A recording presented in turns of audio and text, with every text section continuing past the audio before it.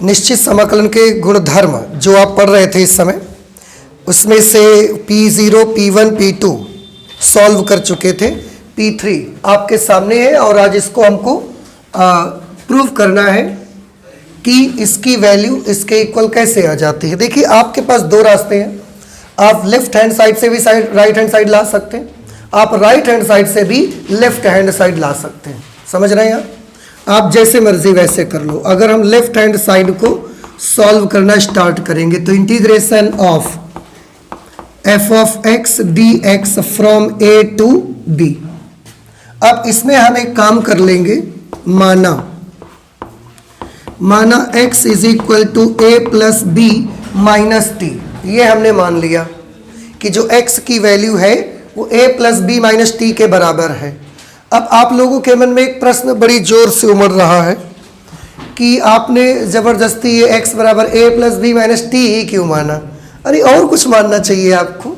तो मैं आपको बताऊं, आप भी तो मेरे से यही कह रहे हो ना कि सॉल्व करके यही लाओ खाली। तो अगर किसी को सॉल्व करके कुछ लाना है तो उसके लिए कोई पर्टिकुलर चीज ही तो सॉल्व कर सकते हैं। समझ रहे हैं आप? इसको अगर सॉल्व करोगे, देखो अगर आप यहां से ना करो, आप अगर राइट हैंड साइड से करना चाहो ना तो आप इसको टी मानना पड़ेगा उस समय आपको। समझ रहे हैं? अब अगर उस समय इसको टी मानना पड़ेगा आपको तो a plus B minus X is equal to T. अब वहां से अगर हम x निकालेंगे तो ये a plus B minus T नहीं आ जाएगा। तो हमने वही चीज यहां मान ली है, क्योंकि ऐसा तो है नहीं कि इसको सॉल्व कर दो और चाहे कुछ भी आ जाए वो मान लेंगे। आप भी तो नहीं मानोगे कुछ भी आएगा, आप भी तो तभी मानोगे जब यही आएगा। तो अगर इससे आपको यहां तक पहुंचना है तो उसके लिए x के स्थान पर यही मानना पड़ेगा आपको। हाँ, ये दोनों वैल्यूज बराबर आएंगी, इसमें कोई वो नहीं है, पर अगर आपको इससे ये प्रूव करना है तो आपको x is equal to a plus B minus T लेना पड़ेगा। a plus B minus T type का लेना पड़ेगा आपको। अब जब भी मानते हैं तो आप फिर क्या करते हैं, उसको डिफरेंशिएट करते हैं।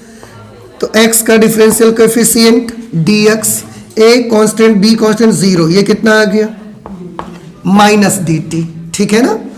अब क्योंकि आपने सब्स्टिट्यूशन किया है और ये डेफिनेट इंटीग्रेशन है तो लिमिट भी तो बदलनी पड़ेंगी हमको, तो बदल लेते हैं। If x is equal to a then t is equal to, अगर x की जगह पर a लिखा जाएगा तो ध्यान से देखना बेटा क्या आएगा।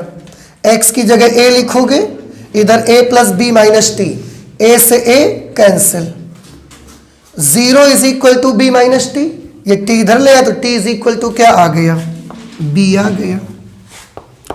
फिर if x is equal to b, अगर x की जगह b है तो अगर x की जगह b लिखोगे तो b से b क्या हो जाएगा, कैंसिल, t की वैल्यू किसके बराबर आ जाएगी, a के बराबर आ जाएगी। ठीक है ना? तो इसलिए अब हम अपने इस क्वेश्चन को ले सकते हैं, integration of f of x dx from a to b। Integration of, ध्यान से देखिएगा, f ऑफ x की जगह पर बेटा क्या लिखे हम, a plus B minus T. ठीक है? dx की जगह पर भैया क्या लिखेंगे, माइनस और ये dt, माइनस बाहर कर दिया, dt अंदर लिख दिया। लिमिट जो कि पहले a से b थी अब वो क्या हो गई, b से a हो गई लिमिट, तो b टू a ये हमने कर दिया, देखो। ठीक है ना? अब और देखिए, यहां पर मैं एक प्रॉपर्टी यूज करना चाहता हूं जो प्रॉपर्टी आप सॉल्व कर चुके हैं।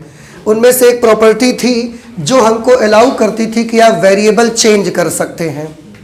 आप अगर वेरिएबल x की जगह t चाहते हैं तो कर लो, थीटा चाहते हैं तो कर लो, मतलब वेरिएबल चेंज कर लो। उसकी क्या कीमत हमको चुकानी पड़ती थी, कुछ नहीं। तो हम यहां पर वही प्रॉपर्टी लगाना चाहते हैं। कौन सी प्रॉपर्टी,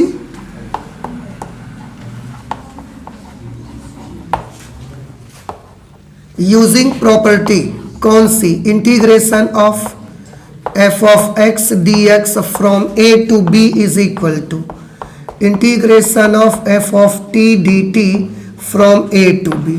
यही तो है वो प्रॉपर्टी, वेरिएबल चेंज। इसमें हम वेरिएबल चेंज करना चाहते हैं। वेरिएबल चेंज करके क्या लाएंगे? अभी वेरिएबल क्या है? टी। हम चाहते हैं कि वेरिएबल चेंज होके एक्स बन जाए। क्यों? क्योंकि हमारा आंसर एक्स के टर्म्स में है। तो अब ये क्या हो जाएगा? Is equal to minus integration of F of A plus B minus X D X from B to A. बउआ पहले ये बताओ, इतना समझ आया कि नहीं आया आपको? टी किस में कन्वर्ट हो गया? एक्स में कन्वर्ट हो गया, ठीक है ना। अब एक प्रॉपर्टी और इस्तेमाल करना चाहते हैं जिसमें लिमिट्स को इंटरचेंज कर देते थे हम। लोअर को अपर और अपर को लोअर बना देना है। उसमें क्या करना पड़ता था?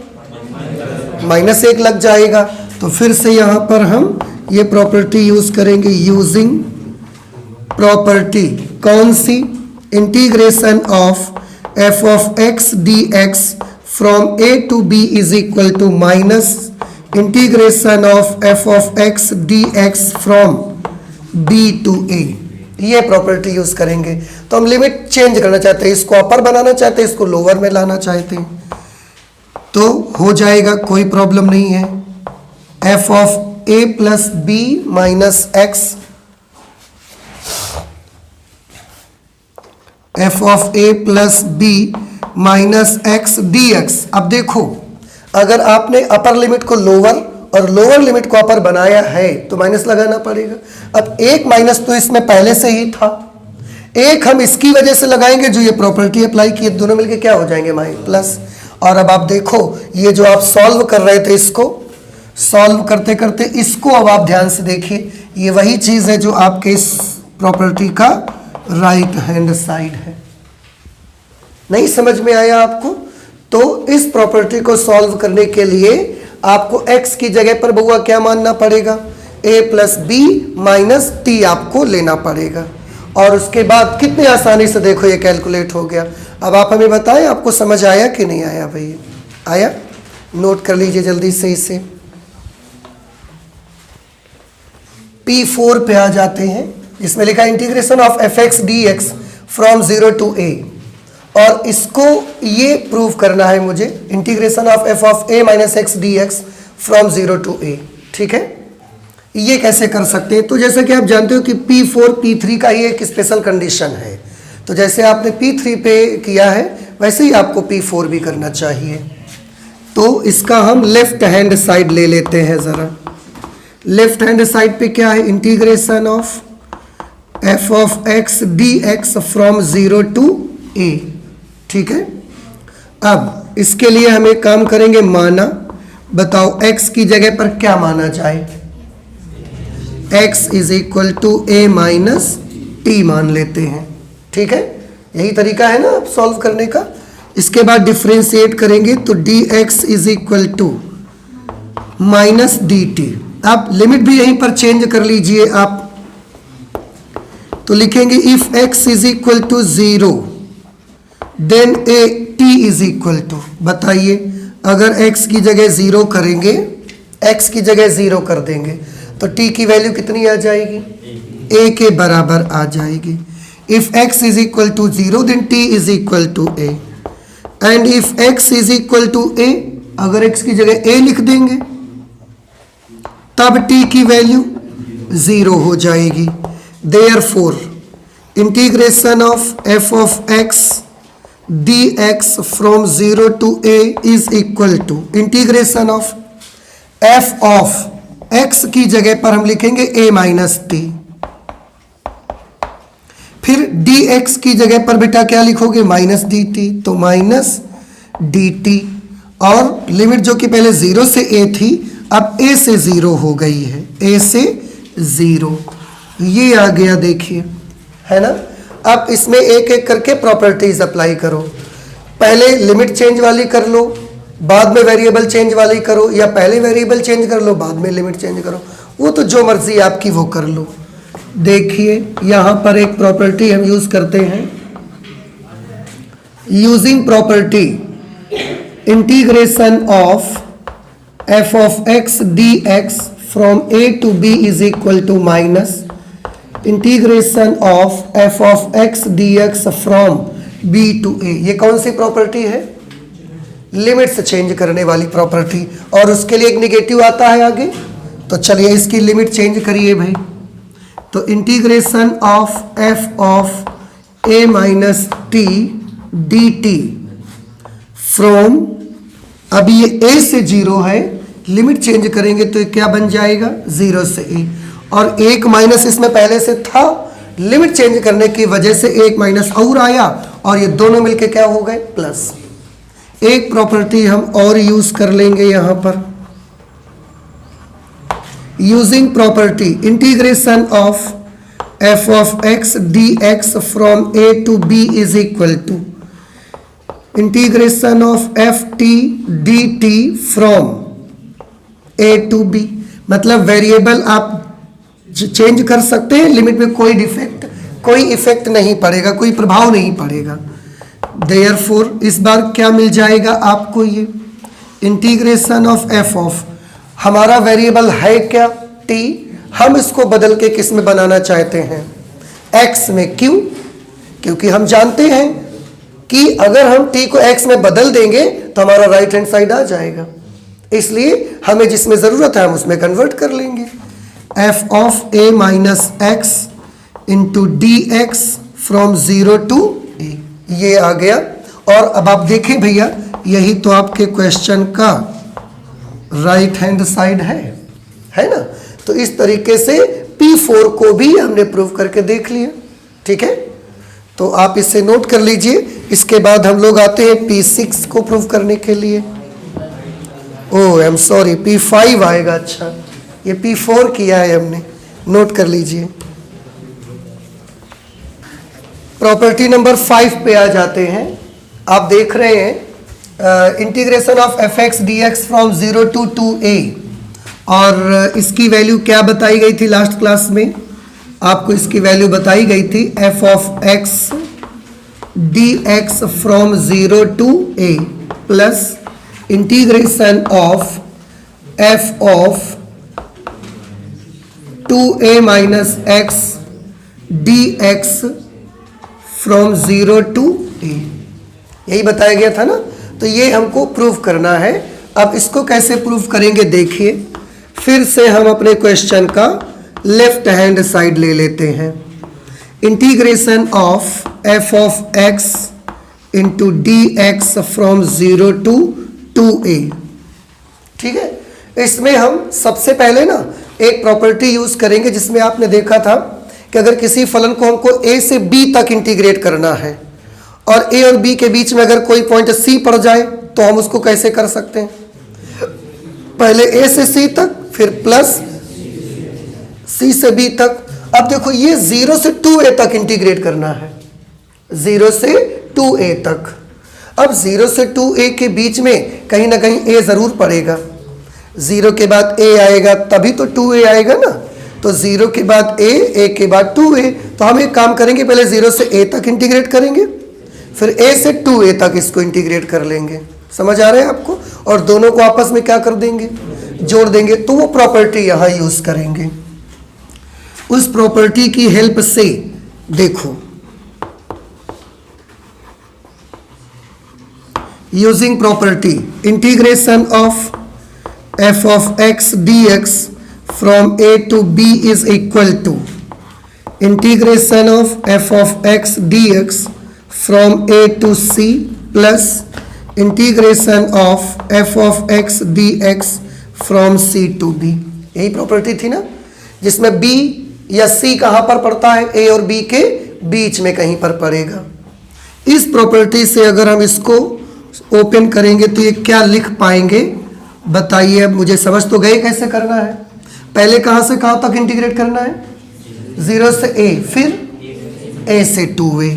तो इसको हम लिख सकते हैं integration of F of X D X from 0 to a, फिर F of X D X from a to 2a। इतना समझ में आया या नहीं आया, पहले ये बताओ, आया? अब आप जानते हैं हम इसको सॉल्व नहीं करेंगे, क्यों? क्योंकि ये तो आ ही रहा है, तो इसको डिस्टर्ब करने की ज़रूरत नहीं है आपको, सेम यही टर्म है। अब इसकी जगह पर मुझे ये लाना है, तो मैं केवल इसको सॉल्व करूंगा और बाद में आके यहीं पर अप्लाई कर देंगे हम। ये इसको आप इक्वेशन नंबर 1 मान लीजिए। लेफ्ट साइड पे f of x dx from 0 to 2a ये है आपका, ठीक है ना। अब हम इसको ले लेते हैं, केवल इसी को अब हम सॉल्व करेंगे। अब integration of f of x dx, इसको हमें सॉल्व करना है फ्रॉम a to 2a। इसको सॉल्व करने के लिए ना हम x को कुछ मान लेते हैं। में माना x is equal to 2a minus t। देखो हमने क्या माना, x को हमने लिया 2a माइनस t। अब अगर 2a माइनस t लेंगे तो डिफरेंशिएट करेंगे तो क्या मिलेगा, dx is equal to minus dt। अब क्योंकि सब्सटीट्यूशन किया है तो लिमिट भी चेंज कर ही लो साथ में। एक बार x की जगह लोअर लिमिट a लिखो, t निकालो, एक बार 2a लिखो, t निकालो।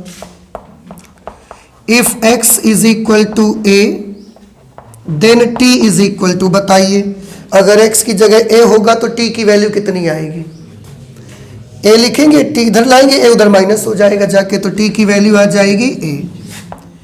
फिर if x is equal to 2a then t is equal to, अगर x की जगह 2a कर देंगे तो 2a से 2a कट जाएगा, t की वैल्यू कितनी आ जाएगी 0।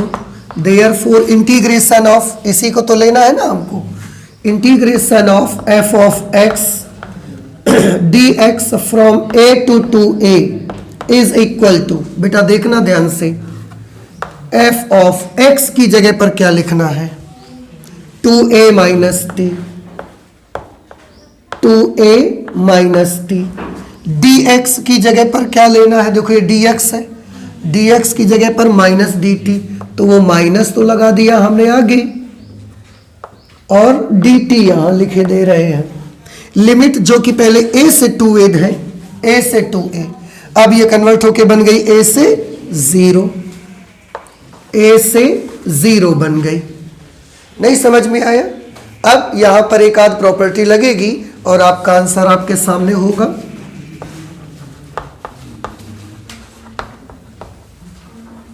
यूजिंग प्रॉपर्टी, कौन सी प्रॉपर्टी भैया यूज कर लेते हैं, integration of f of x dx from a to b is equal to minus integration of f of x dx from b to a।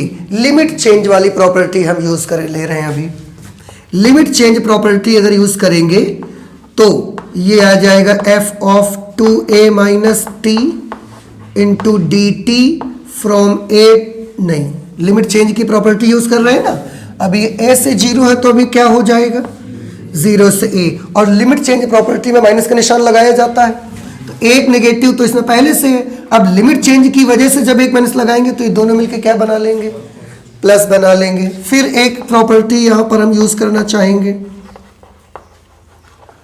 Using property integration of f of x dx from a to b is equal to integration of f of t dt from a to b। ये इस property में क्या करते हैं, variable change करते हैं, और variable change करते समय कहीं पर कोई इफेक्ट नहीं पड़ेगा। आप वेरिएबल मर्जी से चेंज कर सकते हो, तो हमारी मर्जी है कि हम वेरिएबल t को x में कन्वर्ट कर लें। तो integration of f of 2a minus X into D X from 0 to a, और बेटा ये वैल्यू किसकी आई है भैया, ये वैल्यू आई है integration of f of x D X from a to 2a। देखो ये इसकी वैल्यू आई है, और यही तो इक्वेशन नंबर 1 में लिखा हुआ है, integration of f of x D X from a to 2a लिखा है। इसलिए समीकरण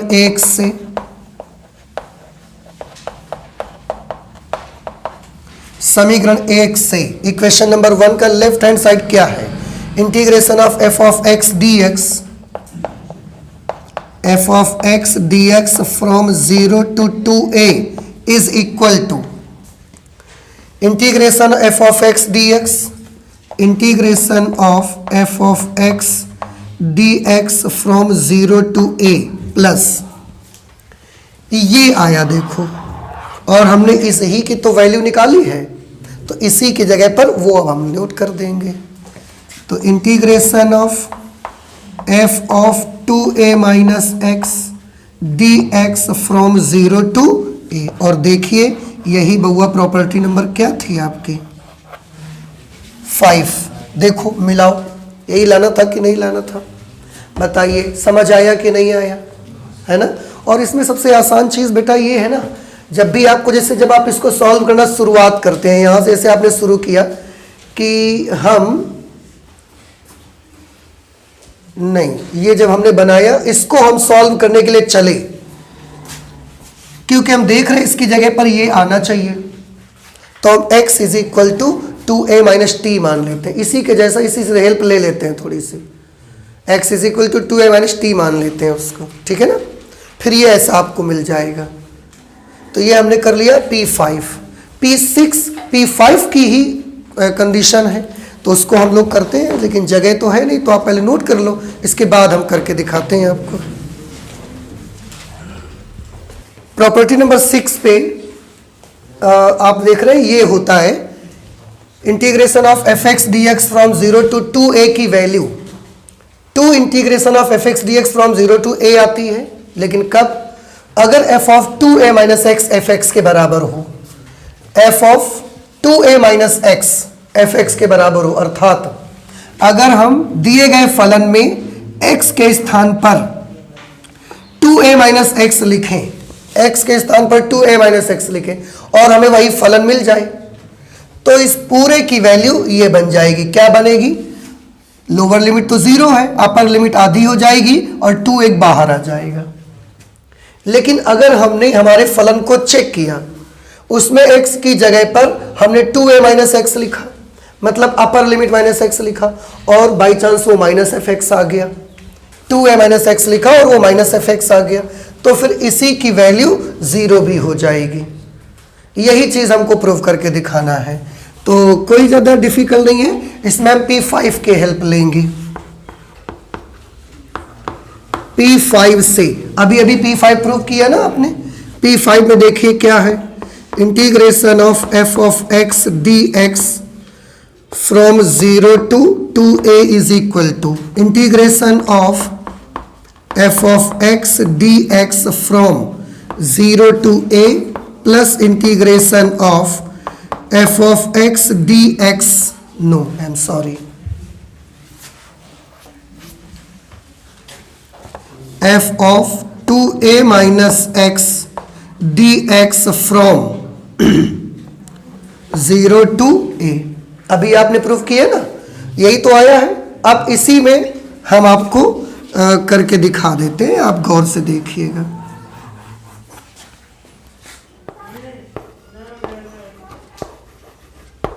यदि f of 2a minus X is equal to f of x, by chance अगर f of 2a minus X फलन में x के स्थान पर 2a माइनस एक्स अर्थात अपर लिमिट माइनस एक्स लिखा जाए, और अगर ऐसा करने से उसकी वैल्यू एफ एक्स के बराबर ही आ जाती है, तब integration of F of X D X from 0 to 2a is equal to, इसको ले लीजिए, तब ये इज इक्वल टू, ये तो ऐसा ही रहेगा, integration of F of X D X from 0 to a plus, इसको क्या कर सकते हैं, integration of F of X, देखो F of 2a minus X, F of 2a minus X को क्या लिखेंगे आप, एफ ऑफ एक्स लिखेंगे ना, F of 2a minus X into D X from 0 to a। अब देखो बेटा ये नंबर सेम हो गए कि नहीं हो गए, तो ये जुड़ करके क्या बना लेगा, 2 integration of F of X D X from 0 to a, ये आ गया। तो ये कंडीशन प्रूव हो गई। देखो अब इसी में हम कंडीशन 2 लगा देते हैं। कंडीशन 2 लगाएंगे कि यदि f of 2a minus X की value minus F of X आ जाए by chance, f of 2a minus X की वैल्यू हमने सॉल्व की और वो माइनस एफ एक्स के बराबर आ गई, तब फिर वही अपना ले लीजिए ये वाला जो 5 से निकाला हुआ था, integration of F of X D X from 0 to 2a is equal to, ध्यान से देखो बेटा, इसकी जगह तो हम यही लिखेंगे, खैर इसमें तो कोई चेंज नहीं है ना, है F of X D X from 0 to a plus इस पे देखो F of 2a minus X, F of 2a minus X minus, तो इसको हटा के क्या लिखना है इसकी जगह पर माइनस एफ एक्स, वो माइनस आपको नहीं लगता बाहर आ जाएगा, माइनस एफ एक्स, बाकी सारी चीजें same, D X from 0 to a, ये देखिए। अब आप ध्यान से देखो ये टर्म और ये टर्म बिल्कुल बराबर हो गया है बराबर, और अगर ये दोनों ही बराबर हो गए हैं पर ये प्लस है और ये कैसा है माइनस, तो ये दोनों ही एक दूसरे से कैंसिल हो जाएंगे और इसकी वैल्यू क्या बना लेंगे, 0 बना देंगे इसकी वैल्यू को। समझ आया? तो ये भी प्रूव हो गया, ये भी प्रूव हो गया, लेकिन आप याद रखिएगा जब ये प्रॉपर्टी यूज करें तो उसमें चेक कर लीजिए कि x के फलन जो भी हमको दिया गया है उसमें x की जगह पर अगर 2a माइनस एक्स लिखते हैं, मतलब अपर लिमिट माइनस एक्स लिखते हैं, तो fx आता है या माइनस fx आता है। अगर माइनस fx आ जाएगा तो बिना कुछ कैलकुलेट किए ही हम उसका मान क्या रख देंगे, 0, और अगर fx आ जाता है तो हम उसमें ये वाली प्रॉपर्टी यूज कर देंगे, और ये प्रॉपर्टी यूज करेंगे मतलब क्या होगा, मतलब 2 आगे आ जाएगा, लिमिट आधी हो जाएगी, ये हो जाएगा, और बाकी पूरा फंक्शन वैसा ही रहेगा। ठीक है, तो इसको नोट कर लीजिए, इसमें एक और प्रॉपर्टी बची है उसको भी कर देते हैं हम। ओके, इसके बाद हम उस पर बेस्ड क्वेश्चन सॉल्व करने शुरू करेंगे। P7 प्रॉपर्टी नंबर 7 में integration of F X D X from minus A to plus A, इसको जब हम सॉल्व करते हैं तो सबसे पहले हमें इसमें मिलता है integration of F X D X from 0 to a plus integration of F of minus X D X from 0 to a, ये हमको मिलता है। और इसके बाद हम उसकी कंडीशंस यूज कर सकते हैं, जो 2 कंडीशन आएंगी कि एक बार इसकी अभी बताएंगे, ठीक है, ऐसे बोल के फिर सही नहीं लगेगा। फिलहाल इसको जब आप सॉल्व करेंगे तो पहले ये आएगा, तो पहले तो मुझे यही ला के दिखाना है कि ये कैसे आ जाएगा। स्टार्ट करते हैं लेफ्ट हैंड साइड से। लेफ्ट हैंड साइड पे integration of F of X D X from minus A to plus A, देखो पहचान लीजिए, इससे पहले वाले में लिमिट्स 0 से 2a थी और इसमें माइनस a से प्लस a लिमिट है। यहां से पहचान हुआ करेगी कि कौन सी प्रॉपर्टी यूज करनी है आपको। ठीक है, थोड़ा ध्यान से देखें, यहां पर भी हम एक प्रॉपर्टी यूज करने वाले हैं बेटा, जिसमें वही प्रॉपर्टी जिसमें पहले हम a से c तक इंटीग्रेट किया, फिर c से b तक, अगर a और b के बीच में एक c पड़ता है तो वो वाली प्रॉपर्टी यूज करेंगे। यूजिंग प्रॉपर्टी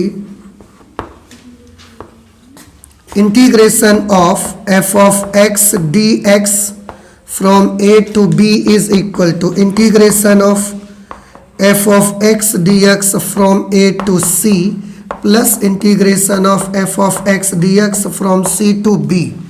लेकिन ये तभी पॉसिबल है जब a और b के बीच में कहीं c पड़ेगा, ये ध्यान रखिएगा।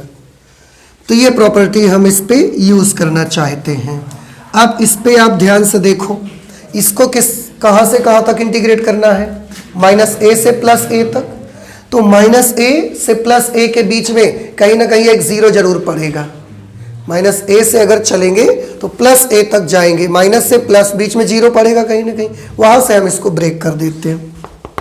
Integration of F of X D X from minus A to plus A is equal to integration of F of X D X from minus A to 0 plus integration of F of X D X from 0 to a। पहले minus A से 0 तक, फिर 0 से ए तक। कोई problem? अब इसको एक काम कर लीजिए, इक्वेशन नंबर 1 मान लीजिए। इसमें जानते हैं, ये तो हमें ठीक लग रहा है, integration of F of X D X from 0 to A, ये सही है। इसमें देख रहा है F X D X from minus A to 0 है ये। हम इसको कैलकुलेट करना चाहते हैं और इसके जैसा लगभग बनाना चाहते हैं। क्यों? क्योंकि ये टर्म तो देखो यहाँ पर मौजूद है, बस ये टर्म नहीं है, इसकी जगह पर ये लिखा हुआ है। तो इसको हम कैसे करेंगे? अब हम इसको सॉल्व करेंगे और इसको सॉल्व करके उसके बराबर आ जाना चाहिए। ठीक है, तो यहां से इसको ले लीजिए आप। क्या है? Integration of F of X D X from minus A to 0। इसको सॉल्व करने के लिए जो सब्स्टिट्यूशन आपको करना पड़ेगा, that will be x is equal to minus T. क्या मान लिया हमने? x is equal to minus T. देखो बेटा, इसको सॉल्व करके यही तो लाओगे ना, और यहाँ माइनस एक्स है तो मैं x इज इक्वल टू, या minus X is equal to T करोगे तो x is equal to minus T तो आएगा ना। अवकलन करोगे तो क्या मिलेगा? dx is equal to minus D T. Limit भी चेंज कर लो साथ में। If x is equal to minus A then t is equal to, बताइए अगर x की जगह माइनस ए लिखोगे तो माइनस से माइनस कट जाएगा, t की जगह पर क्या आ जाएगा? a। And if x is equal to 0 then t is equal to, और अगर x की जगह 0 लिखोगे आप तो बउआ t भी कितना हो जाएगा? 0 हो जाएगा। Therefore integration of f of x dx from minus A to 0 is equal to, देखो f ऑफ x की जगह पर भैया क्या लिखेंगे? dx की जगह पर माइनस डी टी, तो माइनस बाहर लगा दिया, डी टी अंदर लिख दिया। लिमिट जो पहले माइनस ए से 0 थी, अब वो a से 0 हो गई है, a से 0 हो गई है। ठीक है ना। अब इस पे हम कुछ प्रॉपर्टीज यूज कर लेना चाहते हैं। Using property integration of F of X D X from A to B is equal to minus integration of F of X D X from B to A. Limit change की property, तो एक negative लाना पड़ेगा। अब एक negative पहले से ही है, एक और नेगेटिव आएगा तो ये प्लस बन जाएगा, और इस तरह से इसकी वैल्यू क्या मिल जाएगी? F of X D X from minus A to 0 is equal to, ये माइनस कैसा हो जाएगा बउआ? Plus integration of F of minus T D T from 0 to A. देखो लिमिट हमने चेंज कर दिया। ठीक है ना। अब वेरिएबल चेंज वाली प्रॉपर्टी भी चाहिए मुझे यहाँ, मैं टी में नहीं, मुझे एक्स में चाहिए ये चीज़। अगर एक्स में चाहिए तो वेरिएबल चेंज की प्रॉपर्टी यूज करो, using property integration of F of X D X from A to B is equal to integration of F of T D T from A to B. तो variable change करेंगे तो उस वक्त इसकी value कितनी हो जाएगी? देखो, integration of F of X D X from minus A to 0 is equal to, बेटा ये तो हमने यही लिख दिया। अब इस पे है तो हम वेरिएबल चेंज, टी वेरिएबल है हमारा, हम चेंज करके क्या लाना चाहते हैं? हम चाहते हैं कि x में बन जाए, ताकि बिल्कुल ऐसा आ जाएगा ये, तो हम x में चेंज कर देंगे। इस तरह से इसको लिखेंगे integration of F of minus T के स्थान पर minus X D X from 0 to A. और अब आप देखिए ये हम इसकी वैल्यू निकाल लिए। Integration of F of X D X from minus A to 0 की वैल्यू आई है F of minus X D X from 0 to A. अब आप इसको देखिए, ये देखिए समीकरण 1 में integration of F X D X from minus A to 0, integration of F X D X from minus A to 0, same वही चीज है। तो हम चाहें तो इसकी जगह पर वो वैल्यू लिख सकते हैं। इसलिए समीकरण 1 से समीकरण 1 से क्या होना चाहिए, integration of F of X D X from minus A to plus A is equal to, बताइए ये कहाँ से ले लिया हमने, ये कहाँ से लिखा है, समीकरण 1 से। आ रहा है ना समझ में? पता नहीं इसमें सब F X A B C सब आते रहने से मुझे लगने लगता है कि पता नहीं आप समझ पा रहे नहीं समझ पा रहे, समझ पा रहे हैं ना? तो बताइए इसमें पहले ये आ गया, यही लिख दिया जाए, इसकी जगह पर वैल्यू लिखी जाए, वो ऊपर निकाल के लाए भैया। और चाहो पहले इसको लिख लो, अच्छा आप, क्योंकि इसको चेंज तो करना नहीं है आपको। तो ये F X D X from 0 to a, और उसके बाद इसकी वैल्यू हमने निकाली है, ये देखो। तो integration of F of minus X D X from 0 to a, ये प्रूव हो गया। अब इस पे हम शर्त लगा सकते हैं दो, और दो शर्तें लगा करके वो 2 पॉइंट्स आ जाएंगे जो आपको इस पे मिलते हैं। लेकिन अब जगह तो नहीं है, तो एक काम कर लो, आप इसको नोट कर लो, उसके बाद लगाते हैं उस पर, ठीक है? नोट कर लीजिए इसे। ये बताओ ये चीज़ समझ आई कि नहीं आई? अच्छा आ रहा है ना समझ में आपको? ठीक है, नोट करिए। ये जो P7 आपने किया है, इसकी कुछ कंडीशन है, जैसे कंडीशन नंबर 1, कंडीशन नंबर 1 की अगर f ऑफ माइनस एक्स की वैल्यू f ऑफ x के इक्वल होगी, f ऑफ माइनस एक्स की वैल्यू f ऑफ x के इक्वल होगी, मतलब जो भी हमारा फंक्शन है उसमें अगर हमने x की जगह पर माइनस एक्स लिखा, x के स्थान पर माइनस एक्स लिख दिया, और ऐसा करने से वो fx के ही बराबर आ गया। अगर ऐसा होगा, ऐसा कब होगा? आंसर है जब हमारा फलन x का एक सम फलन होगा, इवन फंक्शन। लास्ट क्लास में बुआ इसके बारे में हमने बताया आपको, तो ऐसा होगा। तो अगर हमारा फलन x का एक सम फलन है तो इसकी वैल्यू क्या आएगी? तब integration of f of x dx from minus a to plus a is equal to integration of f of x dx from 0 to a plus integration of, देखो भैया f of minus x दिखा, और हमने लिया है f of minus x को fx, तो यहाँ fx लिख देंगे आप, fx dx from 0 to a। बेटा देखो दोनों के दोनों टर्म एकदम सेम, और अगर सेम है तो जुड़ करके क्या बना लेंगे, two integration of F of X D X from 0 to a। समझ आ गया? तो अगर दिया गया फलन एफ एक्स का एक सम फलन है, उस वक्त प्रॉपर्टी 7 की जो वैल्यू होगी वो इसके इक्वल हो जाएगी, two integration of F X D X from 0 to a, इसकी वैल्यू